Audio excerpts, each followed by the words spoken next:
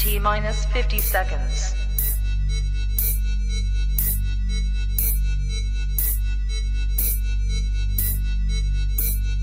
T minus 40 seconds.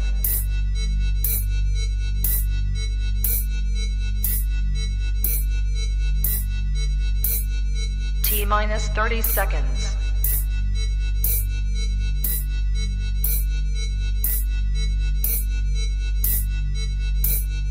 T minus 20 seconds.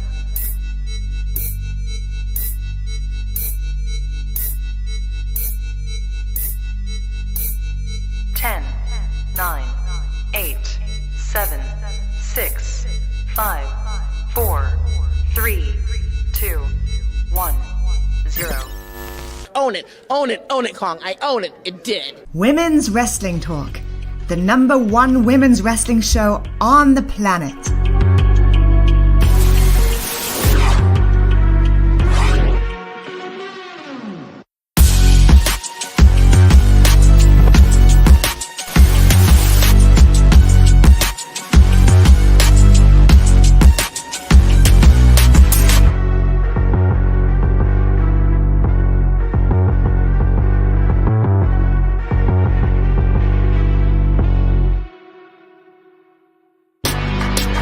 Women's Wrestling Talk, the #1 women's wrestling show on the planet.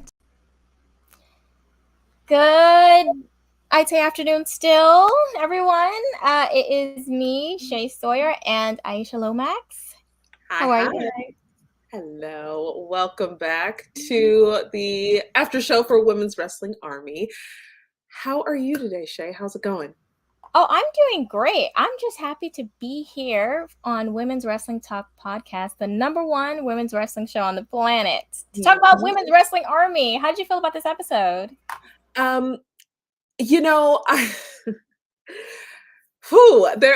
This episode was packed. I love that we get at the beginning the talk of the Battle of the Queens, right? Who is going to be the #1 queen? And I think overall, I really enjoyed this episode. Like all three matches were wonderful. So, what did you think? Did you have any? Yeah.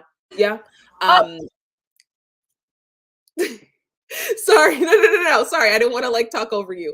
But no, I know that you thought the show was amazing. But why don't we go ahead and hop into it? Let's go ahead and hop into it. What do you think? Yes. Yeah. Okay. Yes. So we have Alicia Edwards speaking with Queen Aminata in the beginning, and we could tell that Queen was kind of annoyed. And I guess we had the answer because we have Maria show up, and she's like, is there an issue? She basically came up to, Aminata and's like, is there a problem? And I guess we know what it is now. Queen Aminata wants it to be known that she is the only queen in Women's Wrestling Army. How did you feel about this whole thing? I mean, as far as I'm concerned, she's the only queen. But you know what? She has to know that Queen Bee, who she will be matched up against, we'll see later on, that she will be the only one known by Queen. So I was like, well, get it, girl. I have no doubt in my mind. So yeah, so she did have, her thing, and Maria came out and was like, okay, let's battle it out.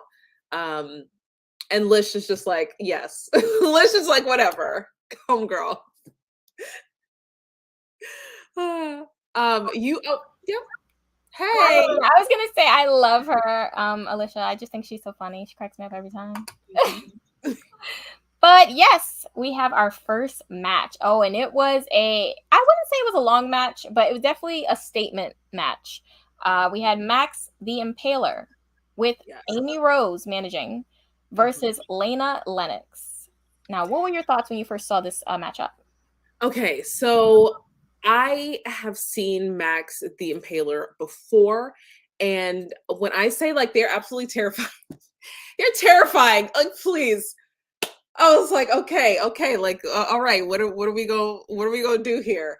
But let me give you some information about Max, but also let me start with Amy. Amy, who is Max's manager, and she comes out first, and Amy is like, what? this match is already determined. You know, she comes out doing her thing. And reading about Amy was really interesting. She's known as the Diamond Diva. She's a wrestler, but is mainly known as like a manager, right? And so she, you know, she manages. She's an interviewer, and she is the most decorated manager in Ring of Honor history. And she has this on all of her social media that she has managed the world, the TV, and tag team champions all at the same time. I think that's what the thing is. So I'm like, get it, girl. And of course, you know, she's signed with Ring of Honor, and you know, obviously after everybody was, you know, the contracts were kind of dissolved at the beginning of last year and things. But now, of course, Ring of Honor is coming back, and so I've seen her tweeting out how excited that she is that that they're starting up. They're going to be filming some new Ring of Honor stuff, so that's exciting for her. So yeah, so she comes out and is basically like, listen, like Max is the truth. So a little bit about Max. Max is also known as the non-binary nightmare. They're currently signed with Tokyo Joshi Pro Wrestling as one half of the Wasteland War Party with Heidi. Oh, shoot, I forgot Heidi's last name. I am so sorry, Heidi. And Max has also worked with NWA, Impact, AEW, Game Changer Wrestling, Rise, Shimmer, Ohio Valley Wrestling, to name a few. But Max has definitely been making their way like steady on the rise. And so unfortunately, I already knew how this one was going to go. But before we do, let's talk about Max. let's talk about Lady, who Max was up against. And actually, it was really difficult to find anything really on Layna Lennox. So a lot of stuff like I pulled from her Instagram and who she's worked with. She, you know, you can see her on AEW on Dark Elevation. She's worked with Battleground Wrestling and Hey JD, PPW, Rogue Women's Warriors, where she was the champion for 139 days. But yeah, she's, you know, on the indie circuit and doing her thing. So, but when we started off, and then I will toss it to you, Shay. We started off when Amy got in the ring, and she was over it, and like really, and as you can see, getting in Layna's face. So there we go. Yeah, I mean, I was scared for Layna. I'm like, it's not looking good. I'm gonna be honest with you. So initially starting off, as you said, Amy is immediately in Layna's face, like, and gives like a stiff handshake, which is led by an attack from behind from Max. Then Max brutally stomps Layna out in the corner. I mean, I was like, is there anything left to be stomped in the corner? Mm-hmm. How did you feel about that whole beginning sequence? I'm like, oh my gosh, like Layna, please, I'm scared for you. I was scared.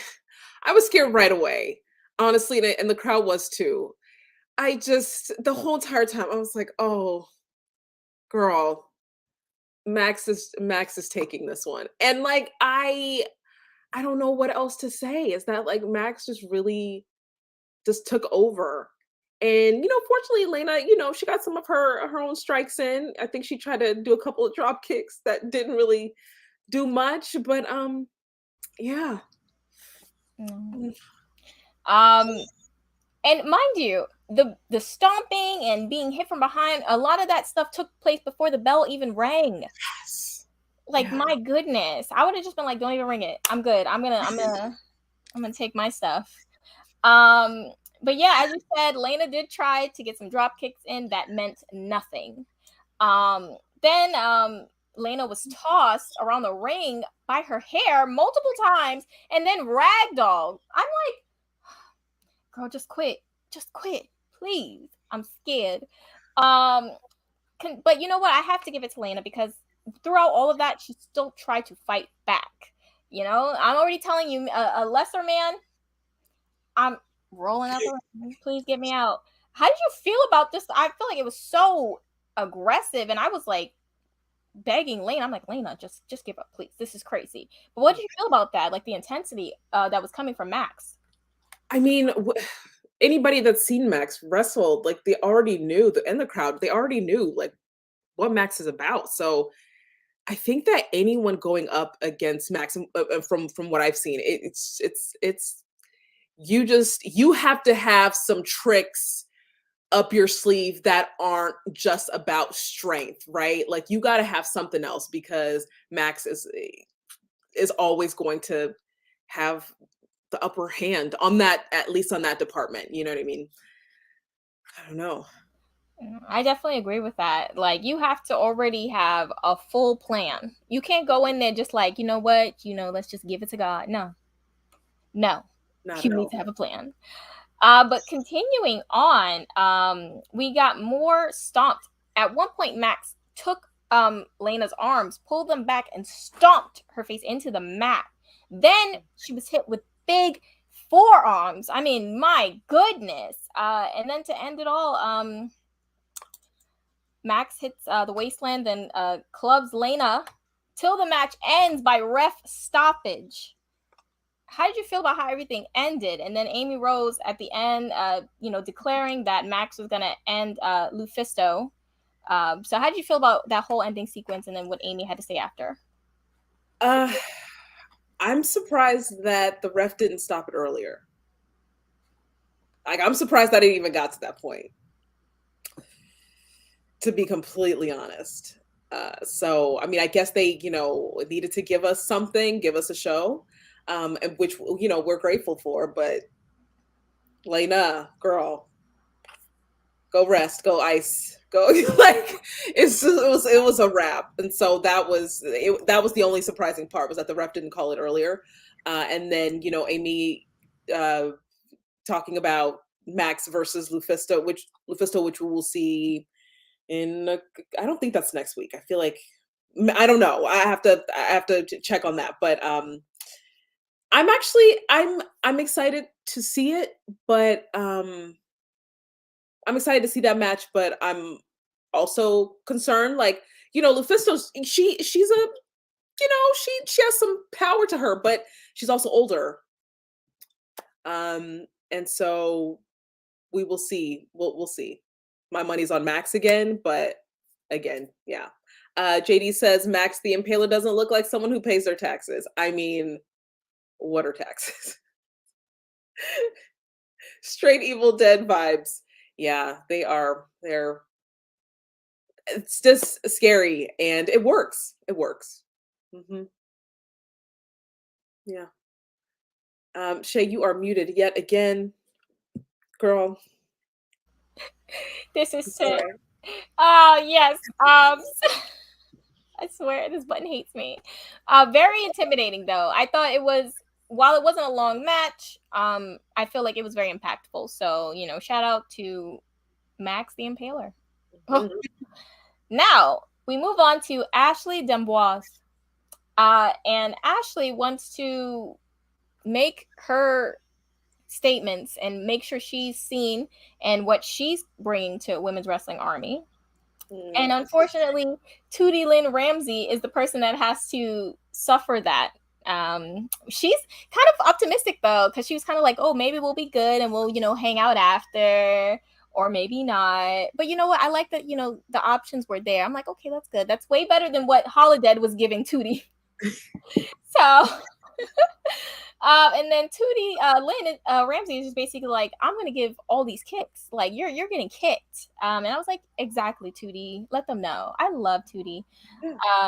So how do you feel about this whole like everything? And also, I know you want to talk a little bit on Ashley D'Amboise. Yeah, so this is the first time we're seeing Ashley. She's also known as the La Creme de la Creme. I do not speak French, so I'm gonna let her have it. But she was trained by Cody Rhodes, QT Marshall, and Billy Gunn. So you already know, like, homegirl's not coming to play, right? I don't think any of them are coming to play, but especially with like that, resume behind you. So she debuted. She's fairly new. Debuted with AEW and NWA and Pro.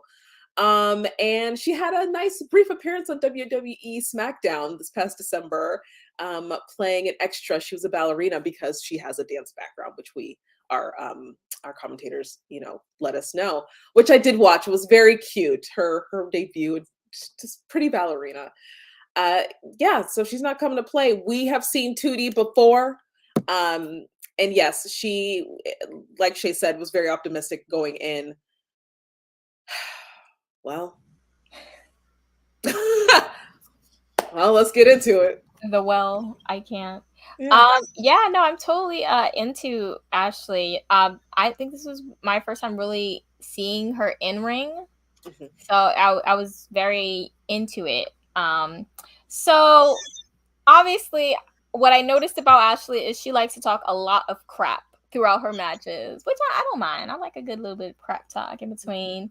So let me see here. So starting off, Ashley was talking crap. She dodges a kick from Tootie because Tootie obviously ain't for all the talking. I feel like Tootie is very much, I'm going to just kick you and we'll go from there. Uh, and then there was a lot of trading between holds between the both of them before Ashley was able to get into another arm drag. Will get an arm drag on Tootie and then get into an arm submission. Then it kind of shifted into a head first into the turnbuckle. Ashley put Tootie into the turnbuckle. Drags Tootie's face across the ropes, which I thought was very it's aggressive. I'm like, oh, okay. It was very. She was trying to hurt Tootie. How do you feel about the whole beginning part of the match? They started off really strong. I thought it was really strong to me, especially the arm drags, like seeing this arm drag like right here where Ashley's like midair. I thought it started off really strong, and again, Ashley did not come to play, and I think Tootie was taken aback by that. But got her head in the game. So yeah, that was a nice opening for them. Yeah, no, I definitely agree. It definitely came in hot. Then we kind of get Ashley still doing a lot of taunting, a lot. And then Tootie hit a crossbody, but Ashley was able to roll over and tried to get the tights, but it didn't go her way. But we already see what type of time she is on. Clearly, she's pulling tights. Ashley then drove Tootie into the corner, spine first. Definitely, I feel like it was a lot of corner work, like more than usual. Ashley loves the corners. I noticed that. Then Tootie hit yet another crossbody at some point. Then followed by a flurry of kicks to the face, upper body area. I mean, one of those kicks was very lethal to the face. But it was a near fall yet again from Tootie. But after it all, Ashley hits her finisher and it is done. Ashley D'Amboise is the winner. How did you feel about this match and the ending?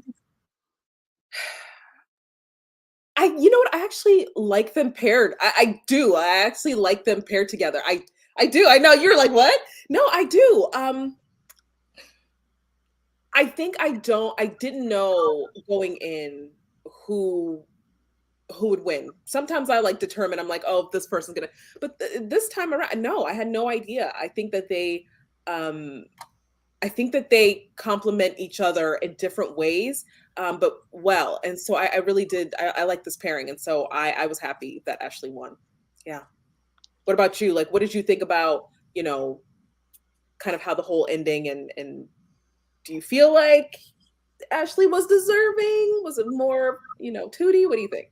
I honestly really thought Tootie was going to take this. I was very, very shocked. But I mean, at the same time, I mean, I like Ashley from what I've seen. So it's like, that's cool. I'm not too mad about it. But I do feel like Tootie is due for a win.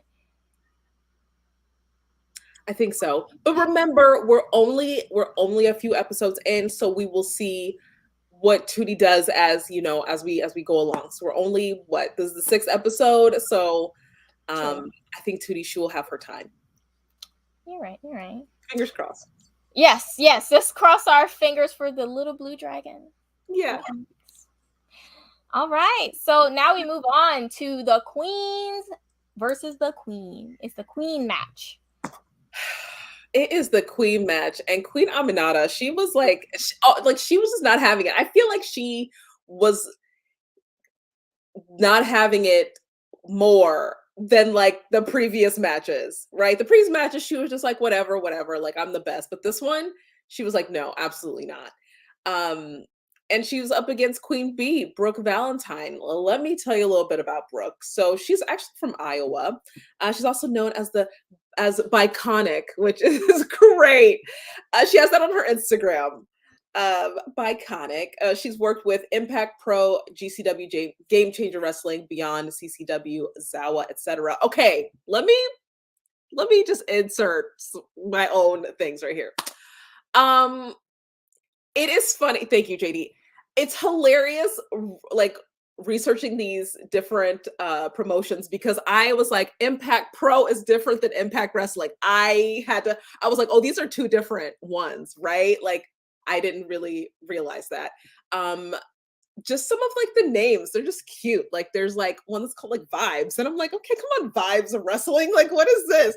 It's great. Some of them are like inactive, whatever. But I'm enjoying myself, and I'm like, oh, she fought for X, Y, and Z, or she wrestled with, I don't know if anyone else gets a kick out of that. Maybe that's me. But anyway, Queen Bee was also the Zawa Empress champion for 742 days. So get it, girl.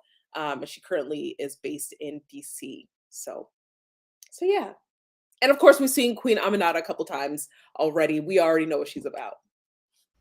Yes, we absolutely do know what she's about. I love her because you know what it is? Aminata, she exudes this energy of just like, I just know I'm the shit. I just know that you can't touch me. And it's like almost similar vibe of like how Charlotte Flair is, because Charlotte just comes out and be like, you already know what I'm on. And we do. And I feel like it's the same thing with Aminata. It's like she comes out and like, you already know. And I'm like, I do know. You're right. You're absolutely right. Yeah.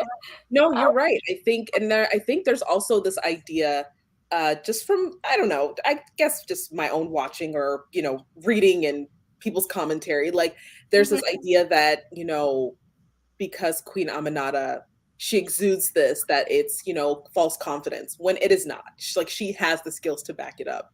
Like you said, with Charlotte Flair as well. Like you have, there's that confidence, but you have the skill to back it up. So it's definitely not any kind of false whatever. So yeah. Ain't nothing false about Aminata, I'll tell you that much. So you ready to get into this match? I mean, it was a match and a half.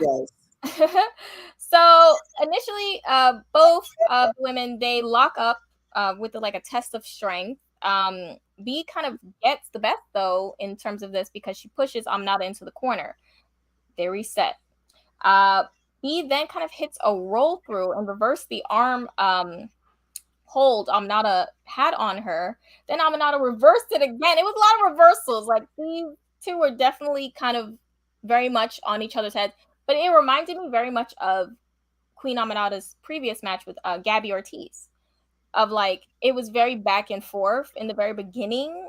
And then towards the middle, it started to just become very much just Aminata. But I will keep talking about the match so you won't you'll get on the same page as me. But how did you feel about that whole like first sequence and everything? Okay. So as I'm watching, I'm like, what? Like, hold on. Let me get my thoughts together.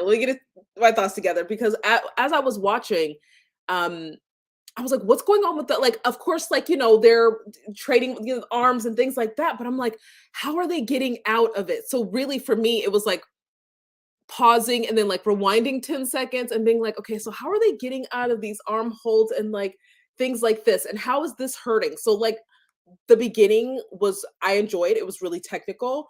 And I was able to really like take that in. I think sometimes, watching, there's sometimes there can be a lot going on. But then when you have a moment of slowing down and you really get to see their technique, it's like, oh, okay. Like the wheels start turning for me. So I thought that was really cool. And seeing, Queen Aminata coming out of it and hello, hi, Brian, sorry. I'm like, oh, hey. And seeing her come out of it and kind of go from there, I thought that was like really interesting. So yeah, I'll leave it at that. No, I definitely agree with what you're saying, for sure. So we're on the same boat.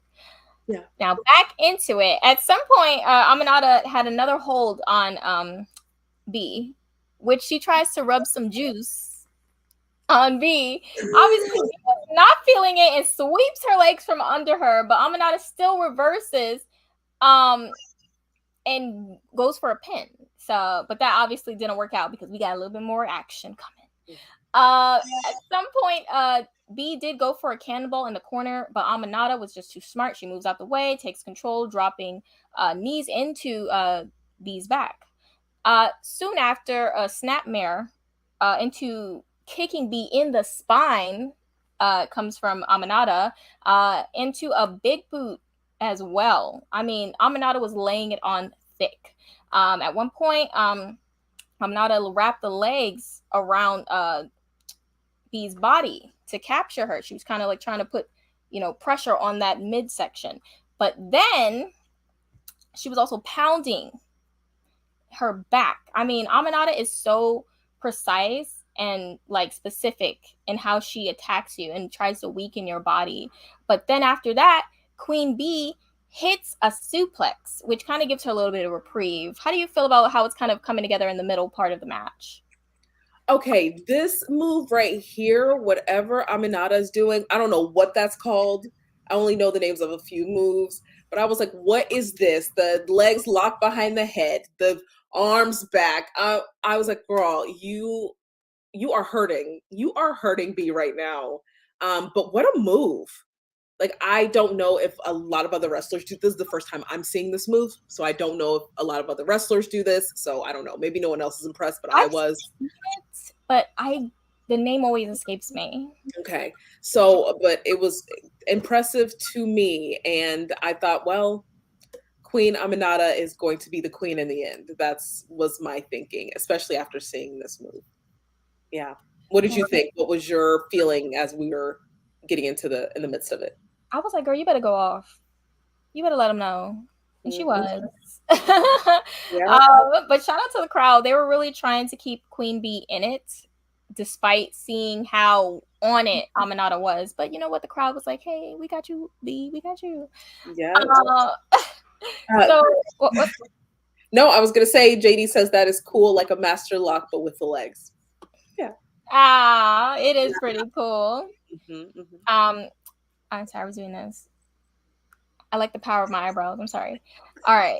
So back into the match, we have Queen B then hits an enziguri for a pin attempt that didn't really go her way, obviously.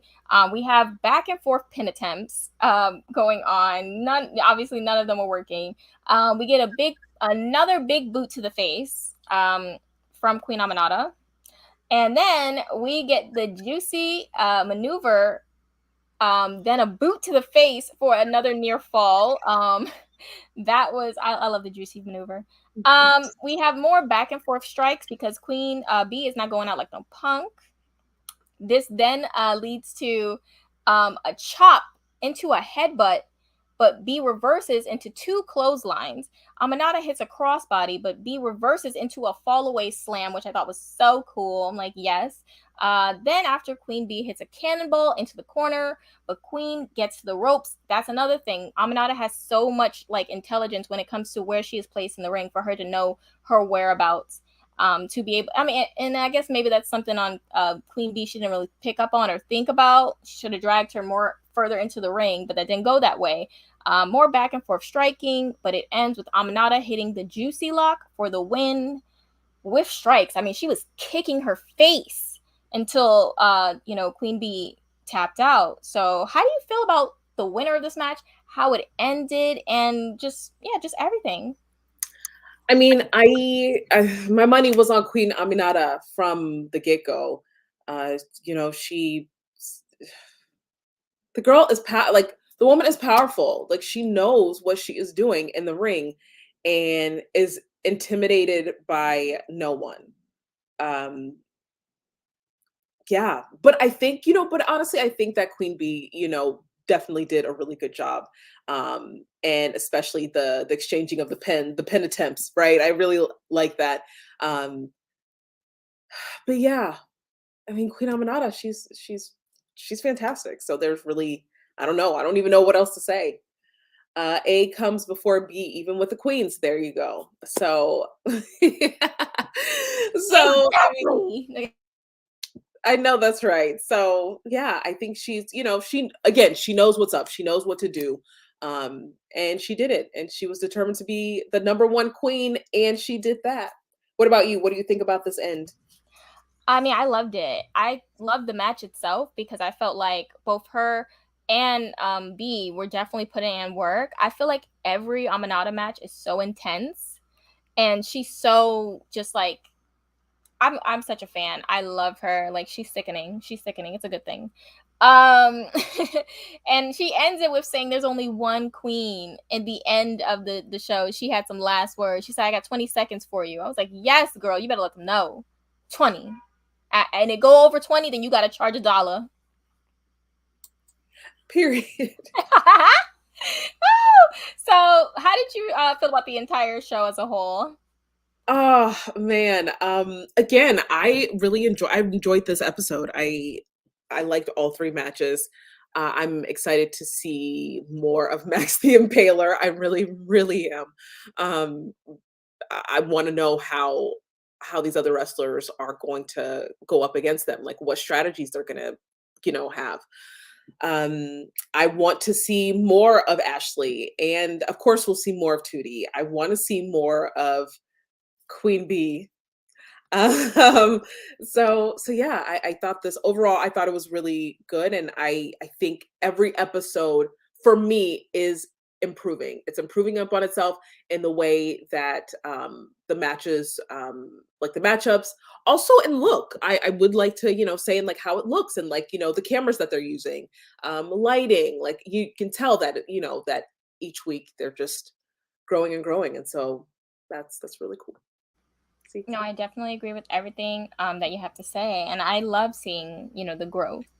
I'm so very invested in Women's Wrestling Army. Like, I'm so glad that we've been having this journey together to watch, just rewatch, from the very beginning and just, fall in love even more with some characters. We know some people, and then some people we don't, and we get to just learn them, and it's really great.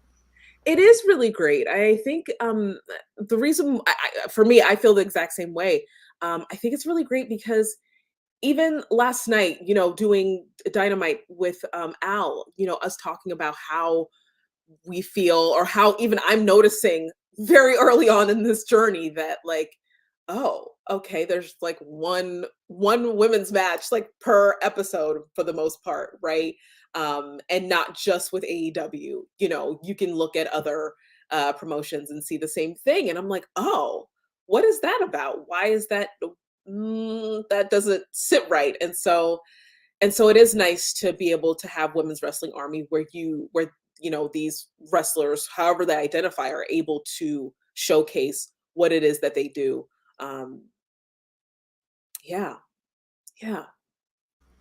Hmm. I love that. Yes, you said it perfectly. So All right. Well, that is Women's Wrestling Army. This is episode 6, right? yes. Oh my gosh, we're just running through it. I'm so proud of us. We're still waiting to hear about when the new season is. I think I want to say, was it? I don't know if it was Bobby. I don't know if Bobby posted something about new episodes coming soon. I feel like I saw a tweet or something like that, maybe like a week ago. But I've seen posts about it on Pro Wrestling TV, so I'm sure it's coming, and I will be sat. yes, yes. Okay, so Shay, before we go, where can we find you? Oh my god, you beat me to the punch, period. I'm gonna ask you. You can find me in, I'd say, about an hour and a half, right back here, literally right back here on Women's Wrestling Talk, with the amazing In Cat We Trust for the NXT review, and then you can catch me on Tuesday for the right after NXT Unpopular Review. I know that sounds crazy. There's a lot of words. And then on Monday, I have my podcast, The Big Pop Theory. We have a new episode every Monday on Spotify. So And where can we find you? You can find me, I don't know. You can find me on Twitter, right? Like Twitter, I tweet about stuff that I'm watching. I'm trying to get better at it, especially when I watch wrestling. I'm just so focused on what's going on that like I forget to tweet, and I'm like, well, but yeah, not just wrestling. I tweet about other stuff that I'm watching. So you can find me there. I don't know, random stuff, right? Like I just bought tickets to Wale Mania. I don't like here in LA. Like I've never been. I've heard of it, obviously, but like I'm like, well, why not? So yeah, I will be at Wale Mania on the 30th. So cool. That's so cool. I've heard really good things about it. That's so cool. I'm excited for you. Yeah, so we'll see how that goes. But yeah, check me out there. Yes. And I just want to say thank you to every person that took, their time to sit here with us to talk about, women's wrestling, RME, and just like express our love for, wrestling and specifically women's wrestling. Oh, I don't know who was trying to jump about my throat. I had to calm him down. Get back in there. Yes, but thank you all so much. And we will be right back here next week. Same time, same place. New episode, though. Mm-hmm. So with that being said, thank you all so much. And we will see you next week. You're amazing. Any final words, my amazing co-host? No final words. Just be safe. Take care of yourselves. The colds, all the stuff is going around. And I don't know, support women's wrestling. Exactly. Bye. Women's Wrestling Talk, the #1 women's wrestling show on the planet.